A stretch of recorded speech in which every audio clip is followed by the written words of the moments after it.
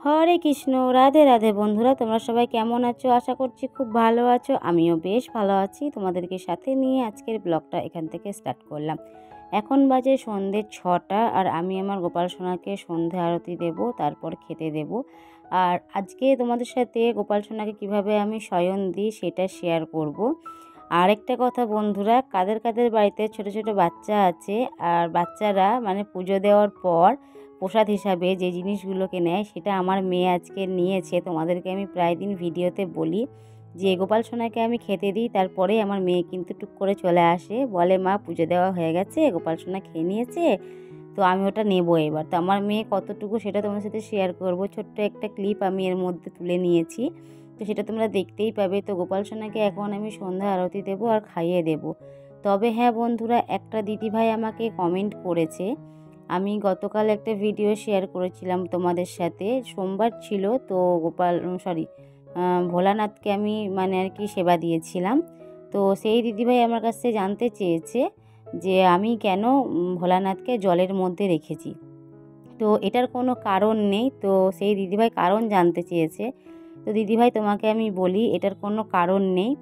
কারণ তুমি একটা স্বাভাবিক কথাই ভাবো, যখন মন্দিরে আমরা জল ঢালতে যাই, ভোলানাথের মাথায় যখন জল ঢালি, তখন কিন্তু মন্দিরে জলটা ঢালার সাথে সাথে কিন্তু একটা জলটা যে চলে যাবে সেই রাস্তাটা কিন্তু অলরেডি করা থাকে। তো আমরা জল ঢালি, সেই পথটা দিয়ে জলটা বেরিয়ে বাইরে চলে যায়। তো আমাদের বাড়িতে তো সেরকম কোনো রাস্তা নেই, সেরকম কোনো উপায়ও নেই। তাই আমি ভোলানাথকে জলটা ঢেলেছিলাম ঠিক কথায়, কিন্তু সঙ্গে সঙ্গেই তো আর আমি জলটা পাল্টে দিতে পারি না। তো আমি জলটা সকালবেলা ঢেলেছিলাম, মানে তোমার 10টা-11টার সময় করে আমি পুজোটা দিয়েছিলাম, তো তখন আমি জলটা ঢেলেছিলাম। কিন্তু ওটা যখন বিকেলবেলা আমি মানে সন্ধ্যাবেলা যখন সন্ধ্যা দিই, তখন কিন্তু আমি সেই জলটাকে আবার তুলে ভোলানাথকে আবার শুকনো জায়গাতেই রেখেছিলাম। তো সেই ভিডিও তোমার সাথে আমি কোনোদিনও শেয়ার করিনি, কিন্তু সেই দিদিভাই কারণ জানতে চাইলো, তাই আমি তাকে বললাম এটার কোনো কারণ নেই, এটাই হচ্ছে কারণ। কারণ আমাদের বাড়িতে ধরো আমরা একটা পাত্রের মধ্যেই ভোলানাথকে রাখি, তার মধ্যেই জল ঢালি, পুজো দিই। তুমি প্রত্যেকটা ভিডিও যদি তুমি দেখতে পাও, যে ভোলানাথের ভিডিও তুমি যদি দেখো, তাহলে এইভাবেই তারা কিন্তু পুজো করে, জল ঢেলে সেটাকে রেখে দেয়। পরে যখন আবার সন্ধে দেয়, তখন কিন্তু সেই পাত্রের জলটা খালি করে নেয়। আমিও কিন্তু ঠিক সেটাই করি, কারণ জলের মধ্যে রাখতে নেই সেটা আমি জানি, রাখতে নেই বলাটাও কিন্তু যদিও ভুল, কারণ মহাদেব জলে থাকতেও পছন্দ করেন। হয়তো তুমি বলবে যে কৈলাসে কি জল পাওয়া যায়, সেটা নয়, কিন্তু কি বলো তো বন্ধুরা, ওই যে বললাম বাড়িতে আমাদের সব রকম ধরো সুবিধা থাকে না, আমাদের একটা পাত্রের মধ্যে ভোলানাথকে রাখতে হয়, তারপরেই কিন্তু আমাদের ওখানেই পুজো দিয়ে আবার জলটা পরে পাল্টে নিতে হয়। তো আমি সেটাই তোমাকে জানালাম।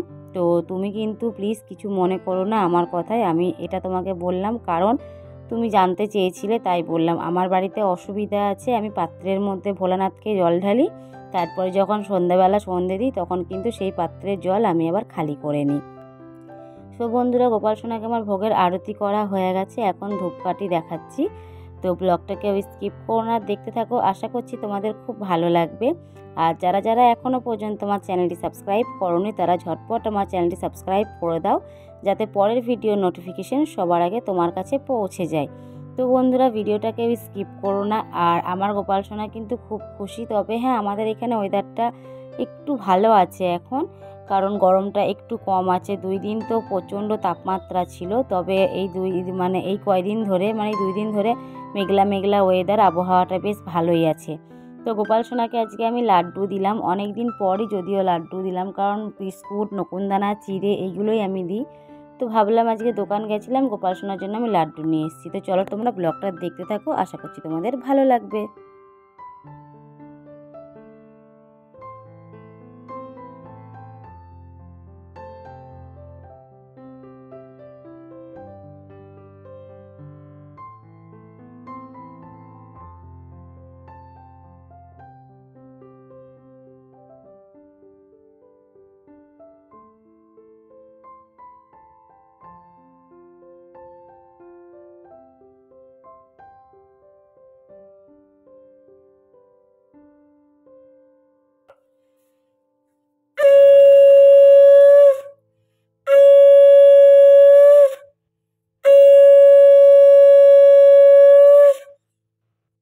তো বন্ধুরা, আমার সন্ধে দেওয়া হয়ে গেছে, গোপাল সোনাকে খাওয়ানোও হয়ে গেছে। এরপর কিন্তু আমার মেয়ে আসবে, তো তোমাদের মানে আমি তোমাদেরকে দেখানোর জন্য একটা ছোট্ট ভিডিও করে নিয়েছিলাম সেই মুহূর্তটা। তো সেই মুহূর্তটাই তোমাদের সামনে আমি শেয়ার করব। আর এখন আমি আর আসবো না, একবারে গোপাল সোনাকে যখন রাত্রে আমি শয়ন দেব তখন তোমাদের সামনে আসব। তো ব্লগটাকে আমি স্কিপ করো না, দেখতে থাকো, আশা করছি তোমাদের খুব ভালো লাগবে। আর চলো তাহলে আমার মেয়ে কি করে সেটা তোমরা দেখে নাও একবার। বলো।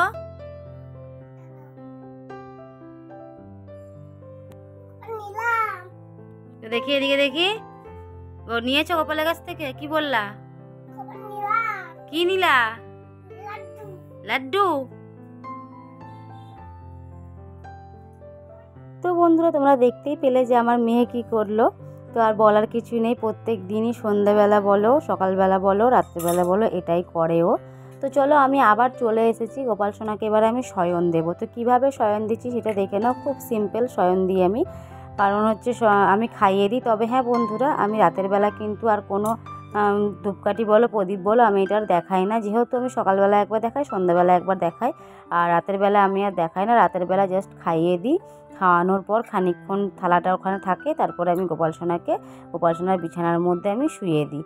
তো ব্লগটাকে স্কিপ করো না, দেখতে থাকো, আশা করছি তোমাদের খুব ভালো লাগবে। আর রাতের বেলা এখন একটু বিস্কুট দিচ্ছি, কারণ হচ্ছে সন্ধ্যাবেলা বিস্কুটটা দিই। তো বিস্কুট সন্ধ্যাবেলা দেওয়া হয়নি, কারণ লাড্ডু দিয়েছিলাম, তোমরা সেটা দেখতেই পেলে। তো এখন ভাবলাম রাতের বেলা বিস্কুটটা দিয়ে দিই। তো আমি কিভাবে শয়ন দিচ্ছি সেটা তোমরা দেখতেই পাবে। তো চলো ভিডিওটা তোমরা দেখতে থাকো, আবার আসছি কিছুক্ষণ পরে।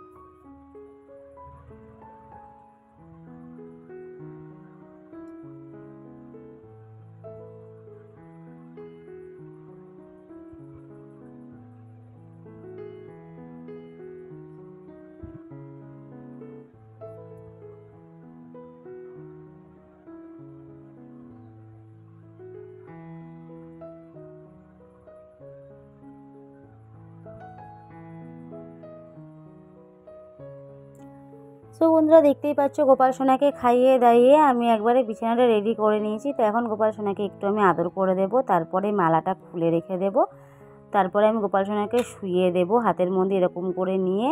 মনে মনে একটুখানি গান টান করে, মানে সবাই মন্ত্র বলে, আমি অত মন্ত্রতন্ত্র জানি না। তো তোমাদেরকে আমি প্রত্যেকটা ভিডিওতেই বলি যে নিজের ভক্তি ভরে মন থেকে আমি পুজো দেওয়ার চেষ্টা করি, তবে মন্ত্রতন্ত্র আমি জানি না। সো তোমরা প্লিজ কেউ কিছু আমাকে উল্টোপাল্টা কমেন্ট করো না। আমি গোপাল সোনাকে খুব ভালোবাসি এবং বাড়ির প্রত্যেকটা ঠাকুরকে আমি খুব ভালোবাসি, খুব যত্ন সহকারে আমি পুজো দিই, সেটা তোমরা আমার ভিডিও দেখে নিশ্চয়ই বুঝতে পারো। তো চলো গোপাল সোনাকে এখন শুয়ে দিচ্ছি, তারপরে থালাটা তুলে নেব আর জলটা ঢেকে রেখে দেবো, এবং কি আমি মনে মনে বলে নেব যে গোপাল সোনা তোমার জন্য আমি জল রেখে দিলাম, তোমার জল তেষ্টা পেলে তুমি জল খেয়েও। আর গোপাল সোনাকে এখন মশারিটা টাঙিয়ে দেবো, আর বাঁশিটা, গোপাল সোনার বাঁশিটা সর্বদা তার কাছে রেখে দেবে, কোনোদিনও কিন্তু মানে ওর থেকে কাজ ছাড়া করবে না। তো ও ঘুমোচ্ছে বলে আমি ওর পাশে রেখে দিলাম।